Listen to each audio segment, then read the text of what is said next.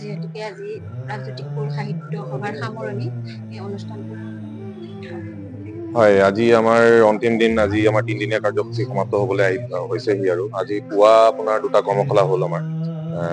এটা কৰ্মশালা আপোনাৰ ক্ৰিয়েটিভ লিটাৰেচাৰৰ ওপৰত হ'ল, সেইটো অতুল ভট্টাচাৰ্য ডাঙৰীয়াই চলালে, আৰু আনটো আপোনাৰ প্ৰকৃতিৰ ওপৰত হ'ল, সেইটো সমদীপ দত্ত তেখেতে চলালে।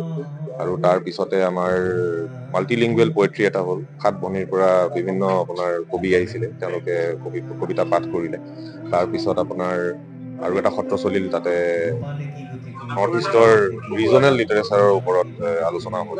যথেষ্টখিনি তাতো ডিবেট হৈছিলে আজি, বিৰাট ভাল লাগিলে। পাৰ্টিচিপেশ্যন ষ্টুডেণ্টছৰ ফালৰ পৰা, আৰু আজি যিহেতুকে দেওবাৰ, তো বহুত বেলেগ ধৰণৰ মানুহ আহিছিলে, বেলেগ ধৰক প্ৰফেশ্যনৰ মানুহ আহিছিলে, শিক্ষক আহিছিলে, টিচাৰ্ছ, আপোনাৰ মেডিচিন জগতৰ মানুহ আহিছিলে, আৰু আপোনাৰ লেখিকাও অন্যান্য আছিলে। আৰু তাৰপিছত আমাৰ ভোজন বিৰতি হ'ল। তাৰপিছত আৰু এটা আপোনাৰ সত্ৰ এতিয়া বৰ্তমান চলি আছে, সেইটো আমাৰ অন্তিম সত্ৰ, তাতে অনুৰাধা বাইদেউ আছে। আৰু তাৰপিছতে আমাৰ ক্লজিং চেৰিমনী আৰম্ভ হ'ব। আমাৰ আজি সাহিত্য বঁটা, যিটো আমাৰ প্ৰাগজ্যোতিষ পুৰুষ লিটাৰেচাৰ এৱাৰ্ড, সেইটো 2টা এৱাৰ্ড থাকে, সেইটো এটা চিনিয়ৰ কেটেগৰী আৰু এটা জুনিয়ৰ কেটেগৰী। সেইটো আমি অলপ পিছতেই আমি ঘোষণা কৰিম। আৰু আমাৰ চিফ গেষ্ট অধ্যাপক অমৰজ্যোতি চৌধুৰী ছাৰ, তেখেতো আহি পাইছেহি। আৰু বেছি সময় নাই, চাগে 15 মিনিটৰ ভিতৰত আমি ক্লজিং চেৰিমনী আৰম্ভ কৰিম। আজিৰ দিনৰ কাৰ্যসূচী সিমান। কাহিনী মানে দিয়া মানুহ কেইজন নাম আমি ঘোষণা কৰিমেই, আৰু 15 মিনিটৰ ভিতৰত আমি ঘোষণা কৰিমেই। হয়, যে পুৰণি সংস্কৃতি, সমাজ সভ্যতাৰ প্ৰতি আমাৰ যিটো দায়বদ্ধতা, সেইটোৰ এটা বিশেষ প্ৰয়োজন আছে। আৰু বৰ্তমান সমাজত, আমাৰ যুৱ সমাজৰ মাজত, একাংশৰ মাজত সেই শ্ৰদ্ধাটো ক্ৰমান্বয়ে কমি যোৱা দেখিছোঁ। আনহাতে আন এচামৰ মাজত এই শ্ৰদ্ধাটো ক্ৰমান্বয়ে বাঢ়ি যোৱা দেখিছোঁ। গতিকে এনেকুৱা নহয় যে ছবিখন হতাশাৰ। গতিকে গঢ়াৰ সময় এতিয়াও আছে। আৰু এই ব্যাখ্যাই নহয়, আমি বহু নজনা কথা তেওঁলোকে ইয়াত ক'লে, আৰু মই ভাবোঁ যে এনেধৰণৰ আলোচনা হোৱা উচিত। আৰু এই সত্ৰবিলাকলৈ যিসকল আহিছে, প্ৰত্যেকৰ আমি আচলতে বহু নজনা কথা শিকিছোঁ।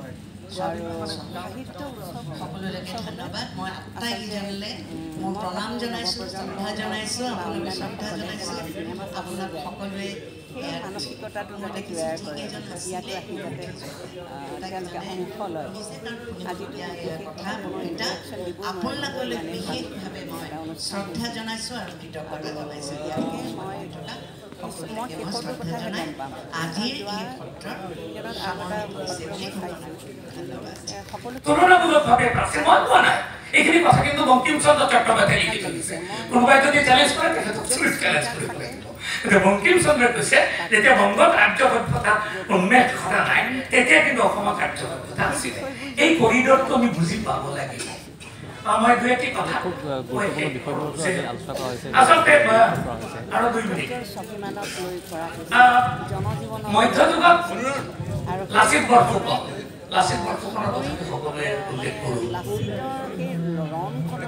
ব্ৰহ্মপুত্ৰ যদি নাথাকে, তেতিয়া ক'ত শৰাইঘাটৰ ৰণ ক'ত হ'লহেঁতেন?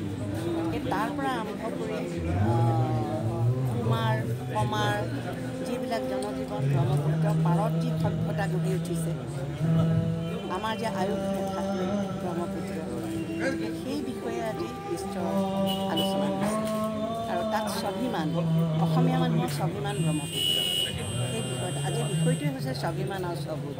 গতিকে কামৰূপৰ, তেতিয়া প্ৰাচীন কামৰূপৰ স্বাভিমান, ৰজাসকলৰ পিছৰ শতিকাৰ স্বাভিমান, আৰু ব্ৰহ্মপুত্ৰক লৈ স্বাভিমান আৰু স্ববোধক লৈ কথা মই ভাবোঁ খুব উপভোগ্য হৈছে, কাৰণ মানুহ মই এজনকো উঠি যোৱা নাই।